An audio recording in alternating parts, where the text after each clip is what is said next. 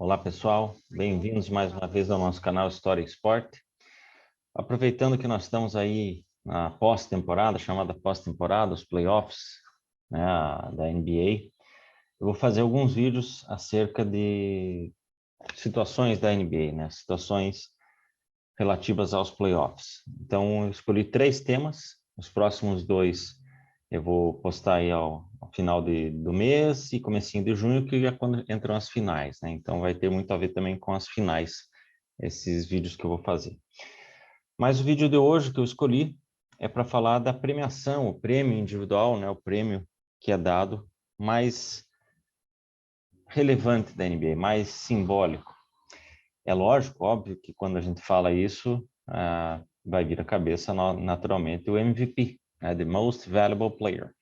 Afinal de contas, o grande objetivo, o principal objetivo de um jogador é ser o melhor, né? E ser o melhor, seja de todos os tempos, seja do seu próprio time, daquela partida, daquela temporada, enfim, claro que todo mundo o que mais quer é ganhar o prêmio de melhor jogador, né? Embora é importante notar aqui que é Most Valuable Player, né? Ou seja, o jogador mais valioso, que tem a ver muito mais com contribuições coletivas, com o quanto ele impacta, né? Quanto ele faz diferença para aquele time, para a classificação do time, para, enfim, quão longe o time foi por conta desse jogador e não necessariamente quem performe melhor, né? É uma discussão que você tem há muito tempo. E por que fulano não ganhou naquele ano? Ele teve X e Y estatísticas. Basta citar aí 2 casos.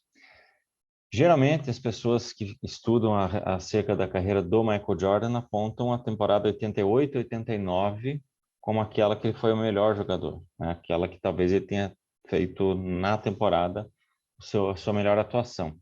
Ele teve médias de 32,5 pontos, 8 rebotes e 8 assistências, né? Perto aí de um triplo-duplo na média, né? Isso para toda uma temporada. Então, 32,5 pontos, 8 rebotes e 8 assistências é, de fato, estatisticamente imbatível, né? Se você comparar com toda a carreira do Jordan, vai ter temporadas nas quais ele teve mais pontos, rebotes não e assistências também não.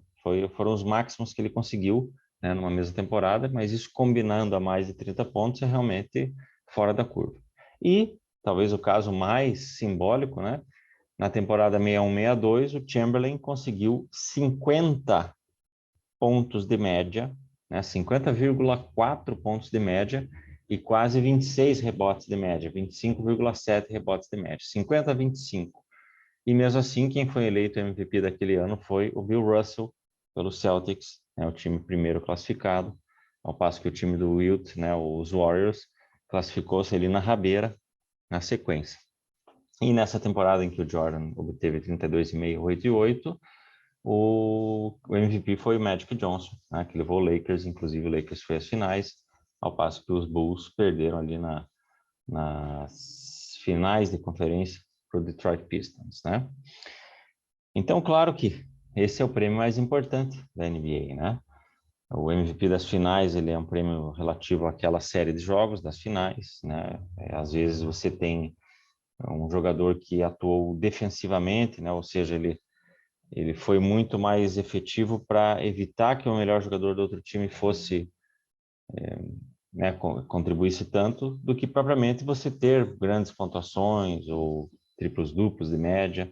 Basta ver histórias recentes como na temporada 2015, em que o André Iguodala ganhou o prêmio, e não o Curry ou o Draymond Green, e na temporada 2014, um ano antes, em que o Kawhi Leonard ganhou e não o Tim Duncan ou algum outro jogador do Spurs, né?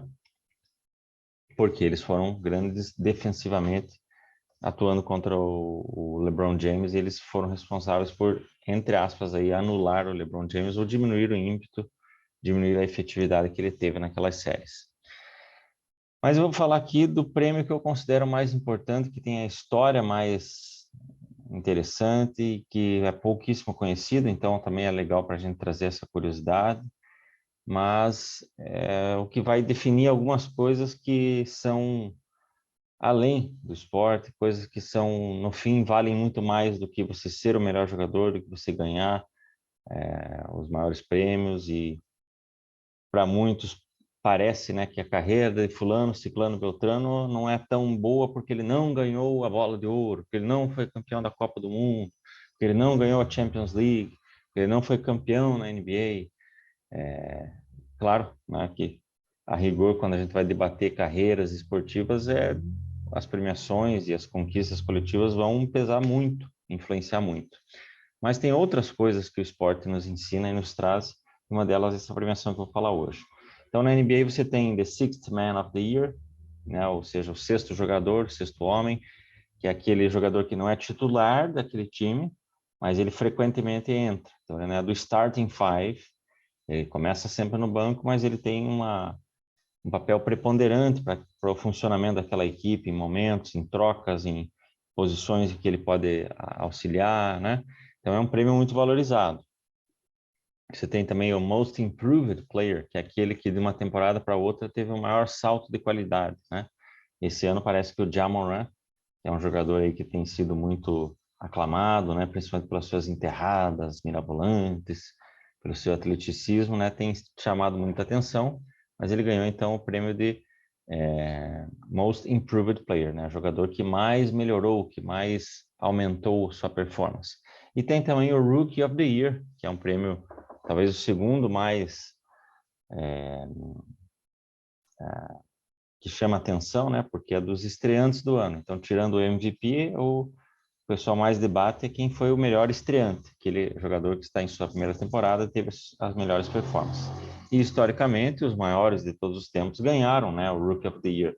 Então, Michael Jordan, Chamberlain, LeBron, teve a questão, né, do Magic Johnson e do Larry Bird, que por eles terem sido draftados juntos, praticamente, disputado as finais, então eles sempre tiraram um do outro as principais premiações. E nesse ano do Rookie of the Year, quem ganhou foi o Larry Bird e não o Magic Johnson. Mas o Magic foi lá e foi campeão, né, ganhando o MVP das finais. Mas de todo modo, teve uma batalha pelo Rookie of the Year entre eles ali. E tem mais uma que é muito importante, que é o jogador defensivo do ano, né? Defensive Player of the Year. Não necessariamente aquele jogador com mais tocos e mais roubadas de bola, mas é o jogador que teve um papel defensivo muito forte, né? Então, um dos grandes no comparativo de LeBron e Michael Jordan, né, que o LeBron não ganhou esse prêmio ainda, né? Ou provavelmente não vai conseguir ter ganhado. Ele próprio já disse que era um dos prêmios que ele mais almejava ganhar, ao passo que o Jordan venceu uma vez. Então, quando eles vão cotejando os dois, esse é um que acaba pesando, né? E Jordan tem a distinção, junto com o Hakeem Olajuwon e com o Giannis Antetokounmpo, de ser os jogadores que ganharam no mesmo ano, jogador defensivo e melhor jogador, ou MVP mais valioso da NBA. Mas a premiação que eu vou falar não é nenhuma dessas que eu citei até então. Tem um prêmio chamado Teammate of the Year, né? Colega de equipe, né? Companheiro de time do ano. E eu vou contar a história, a origem desse prêmio, né, o significado dele. Embora hoje você vai pensar, né, no Teammate of the Year, quem que vai ganhar? Aquele cara que está no banco, que conta piada, aquele cara que motiva, né? Se tivesse uma premiação dessa no futebol, lá na Copa do Mundo, né, o Romário ganharia o MVP, o, sei lá, o Aldair, o Márcio Santos, né, venceriam o Defensive Player. O Rookie of the Year seria o Cafu, né, porque entrou ali na estreia, para citar um exemplo da seleção 94. E o Teammate of the Year seria o Ricardo Rocha, né, que é aquele cara da concentração, motivador, líder e etc. Então, parece ser um prêmio meio bobo, né? Mas a origem dele e o porquê dele, que tem os nomes, né, alguns dos prêmios, né, por exemplo, agora, né, quando o All-Star Game, o MVP do All-Star Game agora é chamado de Kobe Bryant, né? Assim como o MVP das finais é chamado de Bill Russell. Então é por alguma razão, né? Tanto o Kobe quanto o Bill Russell nas finais e o Kobe no All-Star Game, foram os principais jogadores na história, né? E levam seus nomes, né? O troféu de campeão da NBA tem um nome, Larry O'Brien Trophy, e por aí vai. Então alguns desses troféus têm nomes e esse também tem, Teammate of the Year. Jack Twyman e Maurice Stokes. É um troféu com nome duplo. Então vamos explicar quem são esses dois personagens, primeiramente o que eles foram, o que eles fizeram na NBA, né? Que eles são relevantes pelas suas carreiras, eles já são relevantes, mas aí a gente vai concluir porque dessa história desse prêmio ter o nome deles e ser justamente este prêmio. Então, Jack Twyman é um jogador que atuou ali na posição 2 e na posição 3, variou entre elas, né? Ala armador ou ala. Então, tinha uma boa quantidade de pontos, uma quantidade razoável de rebotes e assistências não tanto tão elevadas, mas ainda assim o suficiente para contribuir para o time. Jack Twyman, em várias temporadas, obteve mais de 20 pontos de média, 25 pontos de média, então era um bom pontador, um ótimo pontador.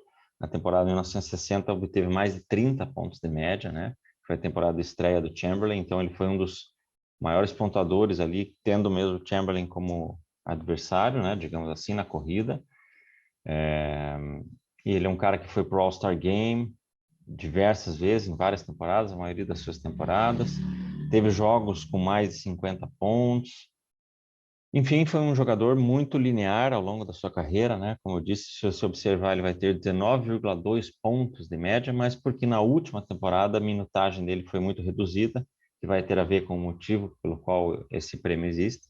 Então, a minutagem dele muito reduzida, 12 minutos por jogo, e naturalmente também a pontuação bem reduzida. Então, impactou nos números totais dele, né? Em mais de 800 jogos, ele obteve uma média de 20,3 pontos. Então, é um grande pontuador, um grande jogador. Poderia ter chegado muito mais longe, talvez, mas também esbarrava ali na pós-temporada. Se você vê as temporadas que ele foi mais longe, o time dele acabava perdendo para os Boston Celtics de Bill Russell. Então, ele é um dos grandes nomes da história que se tornaram menores porque tiveram uma concorrência, a maior concorrência possível, né? Então, Jack Twyman, que curiosamente o nome dele é John Kennedy Twyman, e ele já brincou com isso, né, algumas vezes, que ele, além de ser um jogador, né, que não ficou tão famoso na história da NBA, ele ainda tinha que passar por isso, por impostor. Quando ele dizia o nome dele, John Kennedy, o pessoal não levava muito a sério. Porra, John Kennedy, ele é inclusive contemporâneo do presidente. Ele é nascido em 34, acho que o presidente é nascido em não me lembro agora o ano, mas poucos anos de diferença do nascimento deles, né? Então, 61, 62, 63, o cara se apresentar, assinar como John Kennedy, provavelmente achassem que ele era um impostor, um falsário ou um grande piadista, né? E Maurice Stokes começa um pouquinho depois, uma temporada depois, ou até na mesma temporada do Jack Twyman, estreia e chega como uma avalanche na NBA, né? Foi um jogador que causou mais impacto ainda. Comparando até o tamanho, o atributo físico, o estilo de jogo, daria para dizermos que o Maurice Stokes era um LeBron James da época, né? 2,6 metros de altura, jogador que atuava ali na posição de ala, pivô. Ele chega a atuar como pivô também, mas ele atuou mais como ala pivô.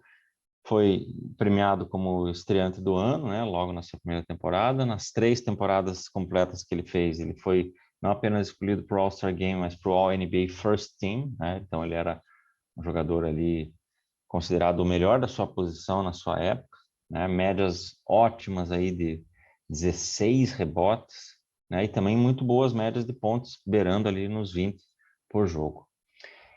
Então, as trajetórias a rigor deles são essas, né? Maurice Stokes apenas 200 jogos, apenas 3 temporadas completas, e o Jack Twyman 9 temporadas completas, mais de 800 partidas, uma carreira sólida, né?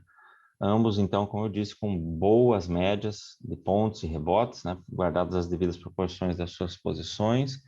Então, se você olhasse estatisticamente para eles, você diria que são ótimos jogadores. No entanto, pelos números deles, você conclui que houve N outros jogadores que também fizeram mais ou melhor do que eles, até alguns contemporâneos, né? Dá para você pensar assim, ok, mas eles estão no Hall da Fama exatamente por quê, né?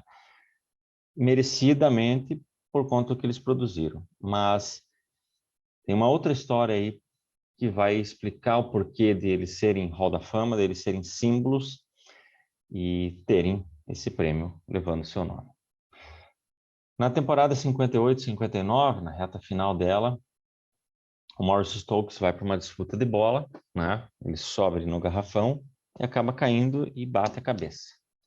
Ele fica ali inconsciente por um dado tempo, é retirado, reanimado ali no banco de reservas, né? Começa ali a se agitar novamente. E, não, tá beleza, podemos ir jogar.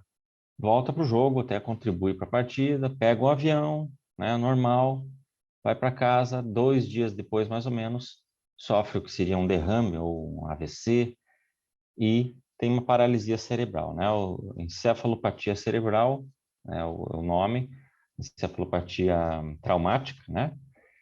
E ele se torna tetraplégico e com poucas reações. Ele tinha muitas reações de riso, ele podia olhar, escutar, mas a interação dele era extremamente limitada, né? Vai aparecer algumas fotos dele para vocês aí.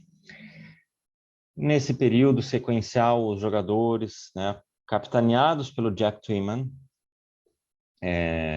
decidem fazer eventos para arrecadar dinheiro para ajudá-lo, né? O Chamberlain participa e inclusive esse jogo, né, vai durar muito tempo, e lá quando da morte do Chamberlain ele se torna um evento Maurice Stokes and Will Chamberlain, né? Acaba evoluindo para um torneio de golfe, enfim.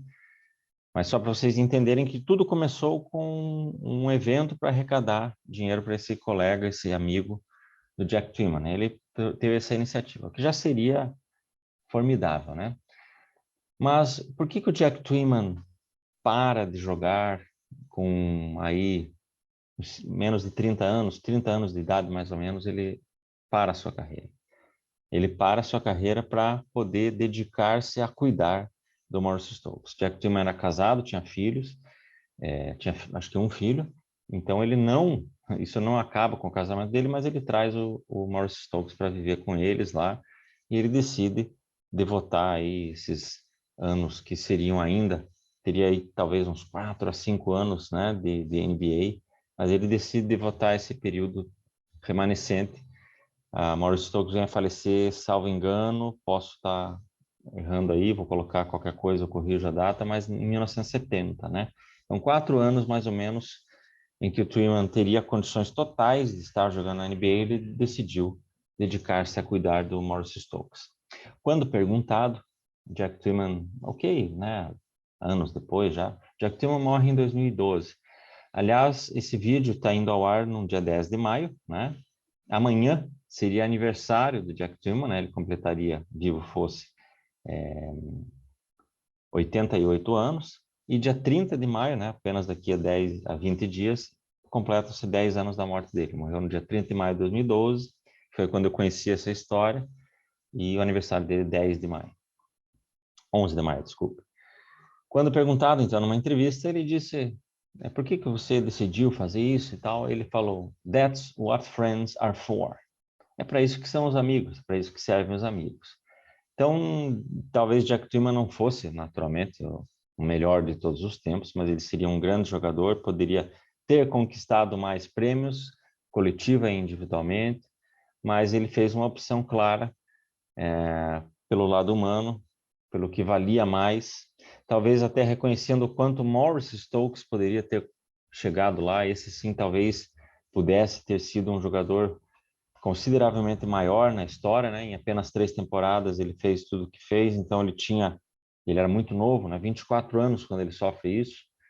Então esse sim era um jogador que teria um futuro absolutamente brilhante pela frente, porque o que ele já havia construído era suficiente.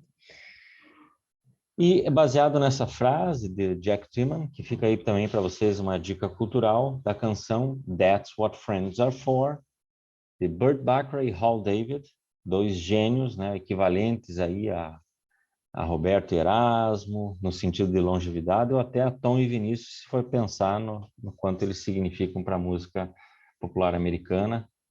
Burt Bacharach, um dos artistas preferidos do meu pai, fica aí a homenagem também, um genial artista, fez essa canção, e essa canção teve um grande evento ali nos anos 80, com participação de N artistas, né, desde Elton John, a Dionne Warwick, entre outros tantos, né, cantando essa música. Fica aí a dica, vai aparecer para vocês no final desse vídeo, o clipe, né, dessa canção e essa história. Por que que esse é o prêmio mais fantástico da NBA, mais valoroso, valioso? É por conta dessa história que mostra que há muitas coisas mais importantes, né? Tem aquela frase que utiliza-se, não é só futebol, né? Não é só basquete, não é só esporte. Na verdade, não é só basquete, então não é só esporte, quer dizer que sim, há coisas muito mais importantes do que o esporte. Como tem a frase do Arrigo Sacchi, né? Que o futebol é a coisa mais importante dentre as menos importantes. E é isso que Jack Twyman mostrou, né? Que o basquete é MVP, NBA, a glória é muito importante, mas é a mais importante das menos importantes. Beleza, pessoal? Um abraço a todos.